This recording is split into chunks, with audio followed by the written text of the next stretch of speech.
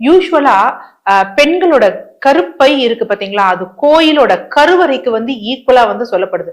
ஒரு கோயில்ல கருவறையில உள்ள தெய்வம் இருக்கிறது எவ்வளோ ஒரு முக்கியமோ, அந்த கருவறையில ஒண்ணுமே இல்லை அப்படின்னா அந்த கோயிலுக்கு எந்த பிரயோஜனமுமே கிடையாது. அதே மாதிரிதான் என்ன அப்படின்னா, பெண்களுடைய உடல்லையும் அவங்க பிறந்தது முதற்கொண்டு கடைசி காலம் வரைக்கும் அவங்க கருப்பை ஆரோக்கியமாக இருந்ததுன்னு வச்சுக்கோங்களேன், அவங்களுக்கு எந்த பிரச்சனையும் கிடையாது. சோ கருப்பையை இழந்துட்டாங்க அப்படின்னா நிறைய பிரச்சனைகள் இருக்கு.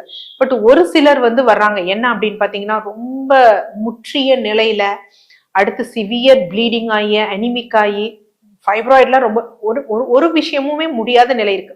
அந்த நேரத்துல கருப்பையை எடுக்க வேண்டிய நிலைக்கு தள்ளப்படுறாங்க.